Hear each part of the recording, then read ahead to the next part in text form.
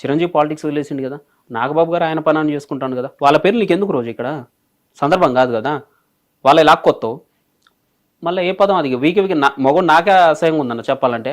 ఆ హెరిటేజ్ ఏంది అది మరి అట్లా అన్నప్పుడు నేను అనొద్దా?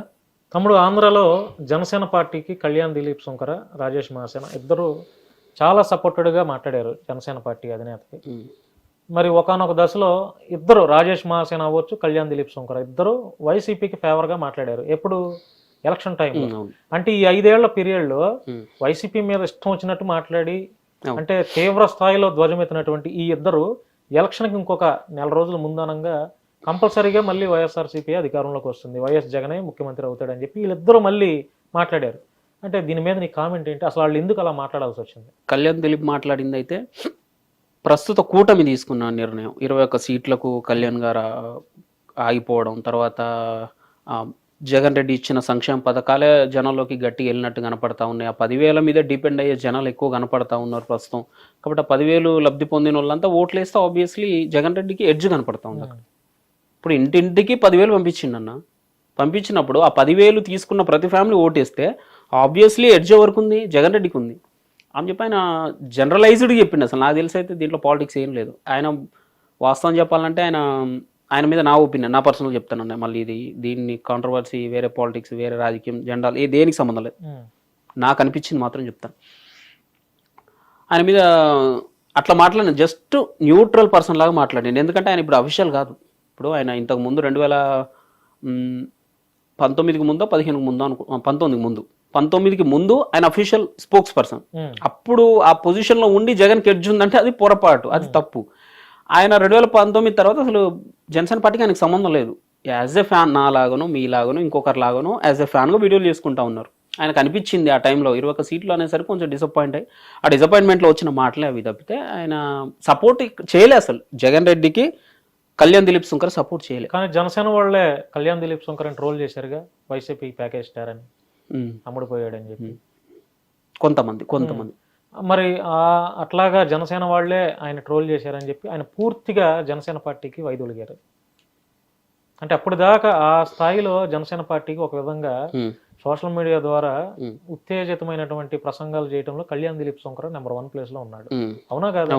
అట్లాంటిది చివరి టైంలో, పీక్స్ టైంలో ఆయన దూరం అయిపోయాడు. అది కొంత మీ పార్టీకి మంచిదేం కాదేమో కదా. కొంచెం డిసప్పాయింట్మెంట్ అయితే అనిపించింది. ఎందుకంటే పార్టీలో అందరూ ఉంటారు, సబ్జెక్ట్ గా మా సబ్జెక్ట్ తోనే మాట్లాడేవాళ్ళు చాలా తక్కువ మంది ఉంటారు, పొలిటికల్ గా చాలా మంది ఉన్నారు. ఆ సబ్జెక్ట్ తోనే మాట్లాడే వాళ్ళలో కళ్యాణ్ దిలీప్ శుంకర్ ఒకళ్ళు. సో మరి ఆయన దూరం అయ్యాడు. ఇప్పుడైనా సరే మీ పార్టీ ఏదన్నా మళ్ళీ చేర్చుకునే ప్రయత్నం చేస్తుందంట, అంటే మీకున్నటువంటి ఆలోచనల్లో? మేబీ ఇన్ ఫ్యూచర్ కంపల్సరీ ఆయన అవసరం ఉంటుందని నేను కూడా అనుకుంటాను. తమ్ముడు, రాజేష్ మహాసేన ఎలక్షన్ టైంలో పవన్ కళ్యాణ్ ఎన్ని స్థానాల్లో అయితే పోటీ చేస్తాడో అన్ని స్థానాల్లో నేను ఓడిస్తాను నా మహాసైన్యంతో అని చెప్పి కామెంట్ చేశాను. కానీ అంతకుముందు రాజేష్ మహాసేన ఒక సమ్ ఇన్సిడెంట్లో ఆయన ఇరుక్కుంటే పవన్ కళ్యాణ్ గారు ఫోన్ చేసి ఆయన అప్రిషియేట్ చేస్తే రాజేష్ మహాసేన చుట్టూ ఇంత సైన్యాన్ని పెట్టుకొని నవ్వుతూ, పవన్ కళ్యాణ్ గారు నాకు ఫోన్ చేయడం ఏంటండి, ఆయన స్థాయి ఏంది, నా స్థాయి ఏంది అని చాలా, అదేదో ఆయనకి 100 కోట్లు ఏదో డబ్బు వస్తే ఎంత హ్యాపీగా ఫీల్ అవుతారో ఆ రకంగా ఫీల్ అయినటువంటి రాజేష్ మహాసేన సడన్ గా, అంటే మరి ఆయనకి డే బై డే ఫ్యాన్స్ పెరుగుతున్నారనా, లేకపోతే చంద్రబాబు గారు వాళ్ళు కూడా నాతో నన్ను స్టేజెస్ మీద పక్కన కూర్చోబెట్టుకొని ఈ రకంగా నాకు మాట్లాడతారని మరి ఆయన ఎక్కువ ఊహించుకున్నారో ఏమో కానీ, పవన్ కళ్యాణ్ గారిని అంతా అభిమానించినటువంటి రాజేష్ చివరి టైంలో కంపల్సరీగా జనసేన ఓడిస్తాం, ఆయన ఎక్కడ ఎంతమందిని పెట్టినా ఓడిస్తాం అని చెప్పి ఒక కామెంట్ చేశారు. దాని మీద మీ కామెంట్ ఏంటి? ఆయన తొందరపడ్డారు అనిపించింది నాకైతే 100%. పవన్ కళ్యాణ్ గారిని ఓడిస్తా అనేది కరెక్ట్ కాదు. కాకపోతే అతనికి సీటు పోయిందన్న బాధ అయితే ఉండొచ్చు. ఆ బాధ నేను అర్థం చేసుకున్నాను. బాధలో అలా మాట్లాడారా? బాధలో ఆయన అలా మాట్లాడి ఉండొచ్చు, కానీ ఆ స్టేట్మెంట్ అయితే ఇచ్చి ఉండకూడదు అసలు. అదైతే రాంగ్, 100% రాంగ్. సీటు పోయిందన్న బాధ ఉండొచ్చు, కానీ మరి అంటే ఆ సీటు పోవటంలో ఎవరి ప్రమేయం ఉండొచ్చు ఎక్కువ అన్న? ఇది మళ్ళీ నేను మాట్లాడితే దీన్ని మళ్ళీ కాంట్రవర్సీ చేసి మళ్ళీ దీన్ని, అంటే నీకున్న అనాలిసిస్ లో తమ్ముడు, ఇప్పుడు నువ్వు కూడా జనసేన పార్టీలో అంత పరిచయాలు ఉంటాయి కదా, నువ్వు మాట్లాడుతూ ఉంటావు కదా. టు బి ఫ్రాంక్, ఇప్పటికే నా మీద కూడా కొంత వస్తుందన్న. నేను ఇది డీప్ గా మాట్లాడితే మళ్ళీ ఇంకా ఎడిపోద్దో నాకు తెలియదు. మరి అంటే చెప్పు, పర్లేదు, నీకు అనిపించింది చెప్పు, తప్పేముంది, ఫ్యాక్ట్ మాట్లాడడం తప్పేముంది. రాజేష్ మహాసేన సీటు పోవడంలో 3 పార్టీల హస్తం ఉంది. ఏ పార్టీలు? జనసేన, టీడీపీ, బీజేపీ, 3 పార్టీలు కలిసే అతనికి సారీ రెండు కలిసి అనౌన్స్ చేసినాయి, 3 కలిసి ఇతనికి జనసేన కలిసి టికెట్ అనౌన్స్ చేసింది. బీజేపీ యాడ్ అయిన తర్వాత ఇతను ఎందుకో సూటబుల్ కాదనో, లేకపోతే అక్కడ ఉన్న పరిస్థితులను బట్టో, లేకపోతే అక్కడ జనాల ఒపీనియన్ బట్టో, అక్కడ ఉన్న ఓటర్ల ఇంట్రెస్ట్ ను బట్టో మొత్తానికి అయితే ఆ సీట్ అతను కాదు, మార్చేద్దామని చెప్పి వాళ్ళు డిసైడ్ అయ్యారు. అంటే ముగ్గురు కలిసి తీసేసి అధిష్టానం సీట్లు అనౌన్స్మెంట్ చేసేటప్పుడు పవన్ కళ్యాణ్ గారు, చంద్రబాబు గారు కలిసి ఏ నియోజకవర్గాల్లో ఎవరెవరినైతే పెడితే బాగుంటుందని ఆలోచన చేసే అనౌన్స్మెంట్ చేస్తారు కదా ఈ నియోజకవర్గానికి. ఇతను ఆ టైంలోనే పి గన్నవరానికి రాజేష్ మహాసేనని ప్రపోజల్ పెట్టి అఫీషియల్ గా అనౌన్స్మెంట్ చంద్రబాబు గారు అనౌన్స్మెంట్ చేశారు కదా. అంటే రాజేష్ మహాసేన మన పార్టీ కష్టకాలంలో కూడా వాయిస్ ఇచ్చాడు, మన పార్టీ కోసం మాట్లాడాడు, మన కోసం మాట్లాడాడు. అట్లాంటి అతను ఎస్సీ క్యాండిడేట్ మన పార్టీలో కావాలని చెప్పి చంద్రబాబు గారు, ఇప్పుడు ఆయన ఏమి సాదాసీదా వ్యక్తి కాదు కదా, 40 ఏళ్ళ రాజకీయ దురంధరుడు ఆయన. అట్లాంటిదంటే ఆయన నిర్ణయం తప్పైందంటారా రాజేష్ మహాసేనకి టికెట్ ఇచ్చి తప్పైందంటే మేము మేబీ గ్రౌండ్ రియాలిటీ తెలియకనా, లేకపోతే ఆ సీట్ అనౌన్స్ చేసిన తర్వాత ఆ రేంజ్ లో నెగిటివిటీ వస్తాను వీళ్ళు ముందు ఎక్స్పెక్ట్ చేయలేదేమో. సీట్ అనౌన్స్ చేయలేదు, అక్కడ జనాలకు తెలియదు అప్పటిదాకా. ఇప్పుడు వీళ్ళ మదిలో ఉంది, ఓకే రాజేష్ మహాసేన ఈ సీటు ఓకే ఆయన ఎలిజిబుల్ అని చెప్పి వీళ్ళు డిసైడ్ అయ్యారు. ఇక్కడ అనౌన్స్ అయిన తర్వాత జనాల్లోకి వెళ్తుంది, ఆ గన్నవరం జనాలందరికీ ఓహో మాకు ఎమ్మెల్యే ఎవరు ఇక్కడ టీడీపీ నుంచి రాజేష్ మహాసేన, ఇతనికి ఇవ్వకూడదు అని చెప్పి జనాలు అప్పుడు తిరుగుబాటు రావడం వల్ల వీళ్ళు డిసిషన్ చేంజ్ చేసుకుని ఉండొచ్చు. ఇప్పుడు ఆయన వీడియోస్ చూస్తున్నారా మీరు ఈ మధ్య కాలంలో?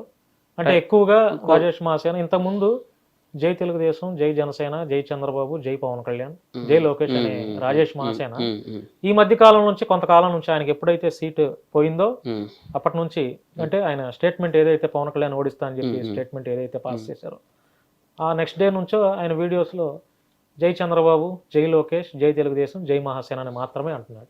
ఇంతకుముందు జై పవన్ కళ్యాణ్, జై జనసేన అన్నారు, ఇప్పుడు ఆ మాట అనట్లేదు. చూస్తున్నారా మీరు? ఇది అతనికి కొంత నెగిటివ్ అయ్యే అవకాశం ఉండొచ్చు కదా. కంపల్సరీ జన సైనికులు అతన్ని హేట్ చేస్తారు, ఈ విషయంలో డౌట్ లేదు, దాంట్లో హేట్ చేస్తారు.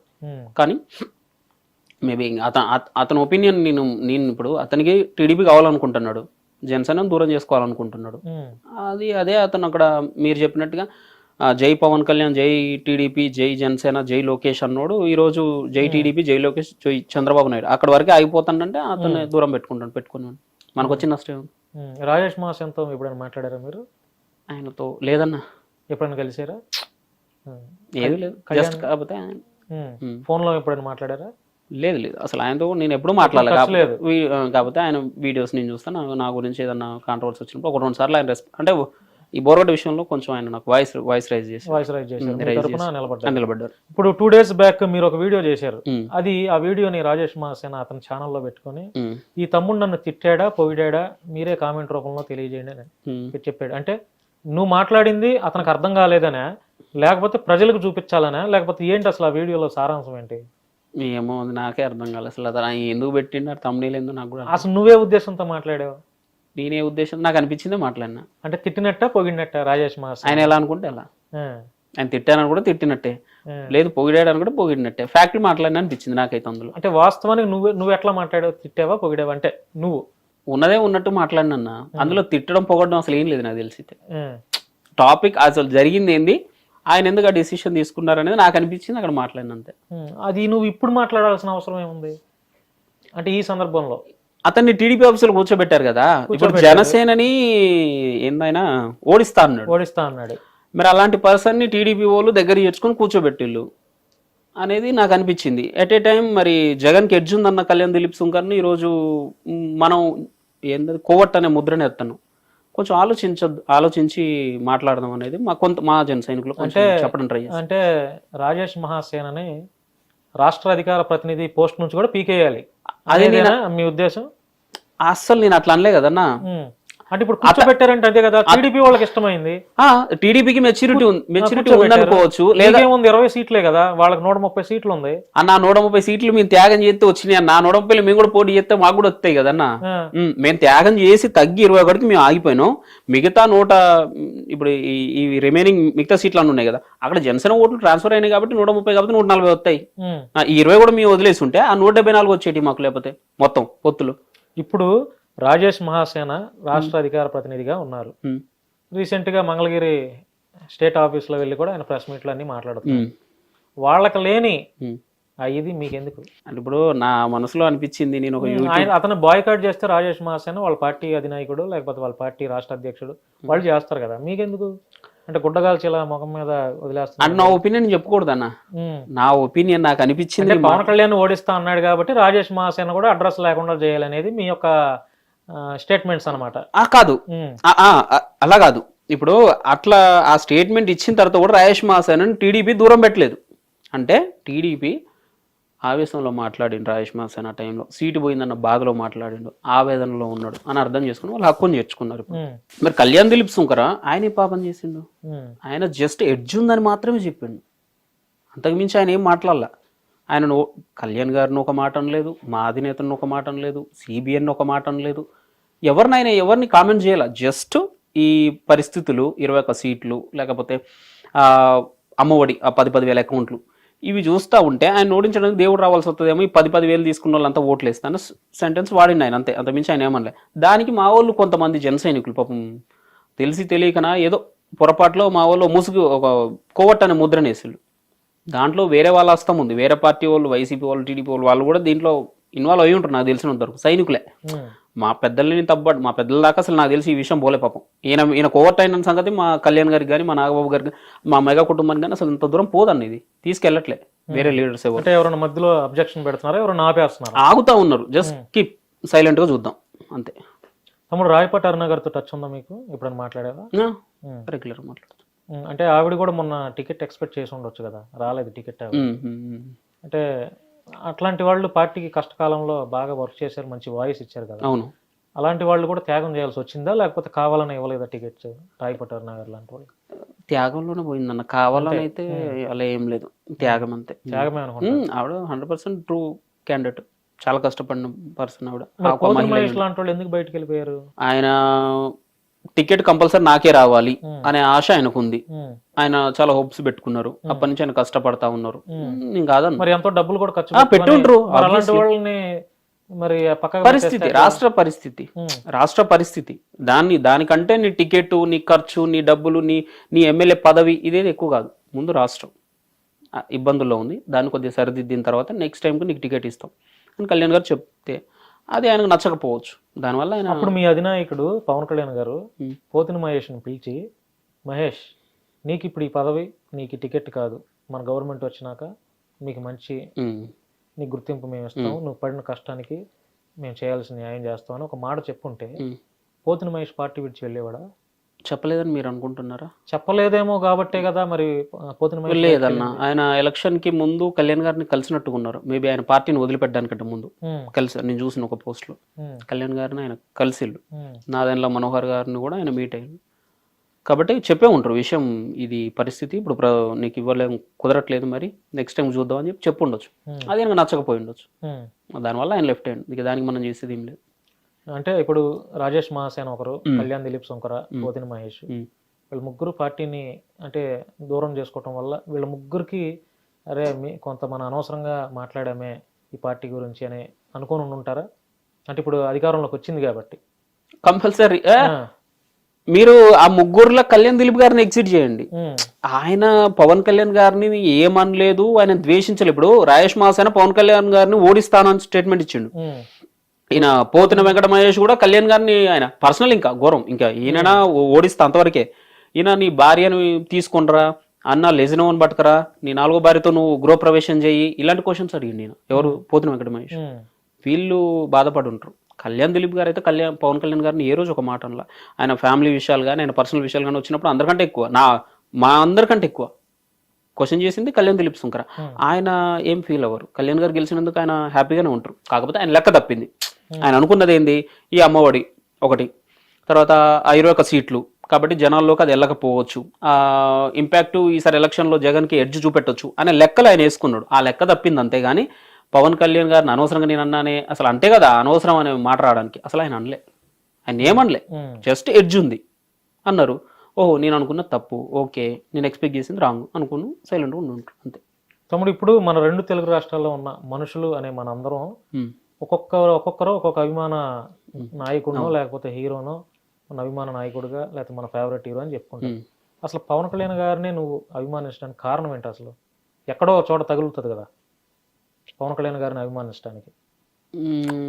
ఏమన్నా సినిమాలు చూడటం మూవీస్, మెయిన్ అయితే మూవీస్ అన్న. చిన్నప్పటి నుంచి అవునా నాకు బాగా గుర్తున్నా 2003 అని కూడా గుడుంబ శంకర్ రిలీజ్ అది. నేను అప్పుడు స్కూల్కి అప్పుడే పోతున్నా, పేపర్లో ఆయన బొమ్మలు చూసి అరే భలే ఉన్నాడు స్టైల్గా, అది కట్టి ఇది కట్టి టీ షర్ట్లు చూసి అప్పుడు ఫస్ట్ పార్ట్లో ఉంటుందిగా ఆ పాటలో ఉండే స్టైల్ అదంతా చూసి కొంచెం ఎగ్జైట్ అయినా మనిషిని చూసి. అట్లా అట్లా అట్లా ఒక్కొక్క సినిమా పోతా పోతే పీక్స్కి వెళ్ళిపోయింది. ఇప్పుడు పొలిటికల్ పార్టీ పెట్టారు కాబట్టి ఇంకా అది మీ అభిమానం పెరుగుతూ వచ్చింది అంతే, అంతమించి ఏం కారణం. తమ్ముడు ఇప్పుడు నువ్వు జనసేన పార్టీని బలోపేతం చేస్తూ నీ వీడియోస్ చేస్తున్నావు కదా, అంటే సుమారు ఒక 4-5 ఏళ్ళు అవుతుందా? అదే పార్టీ పెట్టినప్పటి నుంచే 10 ఏళ్ల నుంచే సోషల్ మీడియాలో ఎప్పటి నుంచి ఉన్నావు? అయితే అన్న దీనికి ఎట్లా చెప్పాలంటే టిక్ టాక్ నుంచి అనుకోవచ్చు అన్న. మరి అది ఏ ఇయర్ లో స్టార్ట్ అయింది, 18-17 మరి నాకు అంత ఐడియా లేదు. అప్పటి నుంచి ఉందన్న. అప్పటి నుంచి ఉన్నావు కదా? ఉన్నాను. అంటే స్టార్టింగ్ ప్రారంభ రోజుల్లో చిన్న చిన్న వీడియోస్ చేస్తూ కొంత ఈ రోజుకి పెద్ద పెద్ద ఛానల్ వాళ్ళు కూడా ఇంటర్వ్యూ పిలిచే ఆ పరిస్థితికి నువ్వు వచ్చావు. అంటే నువ్వు 2 తెలుగు రాష్ట్రాల్లో నీ పేరు కానీ నీ ఫేస్ కానీ ఐడెంటిఫికేషన్ అయిందనే మేము అనుకుంటున్నాం. అంటే ఈ 7-8 ఏళ్ళటువంటి ఈ ట్రావెలింగ్ లో నువ్వు ఎక్కువగా సంతోషపడినటువంటి అంశం ఏంటి, ఎక్కువగా బాధపడినటువంటి అంశం ఏంటి? సంతోషపడ్డా అంటే బోల్డ్ అని ఉంటే ఏదో ఒకటి చెప్పు. బాగా ఇప్పుడు ఉంటది కదా ఏదో ఒకటి హ్యాపీయెస్ట్ మూమెంట్ ఏదో ఒకటి ఉంటది కదా, బెస్ట్ మూమెంట్ అంటారు కదా. చాలా సింపుల్ అన్న, మొన్న వీడియో మీరు చూసారో లేదో, పిఠాపురం వెళ్ళిన కదా ప్రచారానికి, ఒక 1 వీక్ ముందు వెళ్ళి అక్కడ ప్రచారం చేస్తాను అన్న. చేస్తా ఒక బాబాయ్ ఏంటంటే 2 వానరంలో ఒక ముందు ఒకటి వెనకొకటి ఉన్నాయి వెహికల్ మీద, మీరు ఆ వీడియో చూసారో లేదో. అయితే ఆయన ఇప్పుడు జనరల్గా చిన్నపిల్లలు కానీ అక్కడ ఆడవాళ్ళు కానీ అది ఆ కోతి బొమ్మలు చూసినప్పుడు ఏమనిపిస్తున్నా వాళ్ళందరికీ, అరే ఎగ్జైట్ అయ్యి దగ్గర పోతూ ఉంటారు. వాళ్ళందరూ ఆయన చుట్టూ చేరి మాట్లాడుతూ ఉన్నారు. నేను అప్పుడే మా రూమ్కి వెళ్తా ఉన్నా మా కుర్రలతో వెళ్తా ఉంటే ఆయన నన్ను చూసి డాడీ అని చెయ్యి ఊపాడు. హాయ్ అని చెప్పి నేను అన్న తర్వాత అసలు ఆయన నన్ను ఇట్లా చేయి పట్టుకొని అంత పబ్లిక్లో, ఆయన చుట్టూ జనాలే ఉన్నారు. ఆ పిఠాపురం పవన్ కళ్యాణ్ గారి సభ పక్కనే జరుగుతుంది, జనాలంతా ఉన్నారు. అంత పబ్లిక్లో ఆయన నా చేయి తీసుకొని అసలు అని చెప్పి ఆయన నా చేతిని ఇలా దగ్గర తీసుకొని ఆయన ముద్దు పెట్టుకొని, నీలాంటి వాడు ఉండాలి బిడ్డ అసలు దేశానికి అని చెప్పి ఆయన నన్ను అప్రిషియేట్ చేసిందన్న. నాకు అనిపించింది ఆ టైంలో, అది హ్యాపీయెస్ట్ మూమెంట్. నువ్వు బాధపడినటువంటి విషయం ఏది ఉంది బాగా, అరే ఎందుకు నా మీద ఇట్లాంటివి వస్తున్నాయి, ఈ రకమైన ట్రోలింగ్స్ ఎందుకు చేస్తున్నారు, ఈ కేసులు ఏంటి, నాకు ఎందుకు అనవసరంగా ఇంట్లో కూర్చోకుండా ఇట్లాంటివి అని అనిపిస్తుంది కదా ఏదో ఒక సందర్భంలో? అది ఏముంది అంటే చాలా ఉన్నాయా లేకపోతే 1-2? చాలా నాకు బోల్డ్ అని ఉన్నాయి. లేదు నువ్వు బాగా అంటే ఇంట్లో వాళ్ళు కూడా మనకు ఎందుకు రా బిడ్డ అంటారు కదా, అట్లాంటి సందర్భాలు ఏమున్నాయి? నాకు బాగా బాధ అనిపించింది ఏంటంటే మా ఊళ్ళో జరిగిన ఒక ఇన్సిడెంట్. ఏంటది? ఒక ఉప సర్పంచ్కి చేరేయలేదని చెప్పి నేను పెట్టిన ఆ పోస్ట్ తోటి ఒక పెద్ద గొడవ జరిగింది ఊళ్ళో. చాలా పెద్ద చేశారా, నీ మీద అటాక్ చేశారా? చేశారు. అప్పుడు మీ పార్టీ అండగా లేదా? ఉంది కదా, కళ్యాణ్ దిలీప్ గారు పిలిపించి ఆయన హైకోర్టులో కూడా కేసు వేశారు. ఉంది, పార్టీ ఉంది. కానీ నాకు అప్పుడు బాధ అనిపించింది. అంటే నీ తరపున ఒక 25 మంది వచ్చేసరికి, అంటే నా తరపున నీ తరపున రావాలి కదా వచ్చి, కళ్యాణ్ దిలీప్ సుంకరా గారి దగ్గరికి మీరు వెళ్ళారా, ఆయన మీరు వచ్చి మీ దగ్గరికి వచ్చారా? ఆయన కాల్ చేసి వచ్చే కేసు ఎక్కడ ఇస్తారు, ఇక్కడ కదన్నా. మరి అప్పుడు నువ్వు జనసేన పార్టీ కోసం మాట్లాడుతున్నప్పుడు, నువ్వు కష్టాల్లో ఉన్నప్పుడు, నీ మీద దాడులు చేస్తున్నప్పుడు కనీసం 10 మంది కూడా నీ కోసం రాలైనటువంటి పార్టీకి నువ్వు ఎందుకు సపోర్ట్ చేస్తున్నావు అనేది నా ప్రశ్న. హిట్ టీవీ యాప్, ఇందులో short news, live news, entertainment shows, movies, digital magazines తో పాటు మీ జిల్లా వార్తలను కూడా ఫ్రీగా చూడొచ్చు. అంతేకాదు కేజీ నుంచి పీజీ వరకు విద్యార్థులకు స్కాలర్షిప్ కూడా అందిస్తున్నాం. ప్రతి వారం 10 మందికి లక్కీ డ్రా ద్వారా ఒక్కొక్కరికి 10,000 రూపాయలు అందిస్తున్నాం. ఇంకెందుకు ఆలస్యం, వెంటనే హిట్ టీవీ యాప్ ని డౌన్లోడ్ చేసుకుని ఫ్రీగా ఎంటర్టైన్మెంట్ పొందండి. Hit TV app, hit TV app, please download hit TV app. Hit TV app ని ఫ్రీగా డౌన్లోడ్ చేసుకొని ఎంజాయ్ చేయండి. మీకు నచ్చిన ఎంటర్టైన్మెంట్ కోసం హిట్ టీవీ యాప్ ని ఫ్రీగా డౌన్లోడ్ చేసుకొని ఎంజాయ్ చేయండి. హిట్ టీవీ యాప్ ని డౌన్లోడ్ చేసుకుని ఆస్వాదించండి, ఆశీర్వదించండి. ఇంతమంది సెలబ్రిటీలు హిట్ టీవీ యాప్ ని డౌన్లోడ్ చేసుకోండి అని చెప్తున్నారంటే ఎంత మంచి యాప్ ఆలోచించండి. అమెరికా అమెరికా అమెరికా అమెరికాలో చదవాలనుకునే వాళ్ళకి విశ్వసనీయమైన పేరు మన శౌర్య కన్సల్టెన్సీ. UK లో 1 year masters, UK లో 1 year masters, 2 years work permit up to 5 years visa. Contact Shaurya Consultancy. Contact 89851 89851.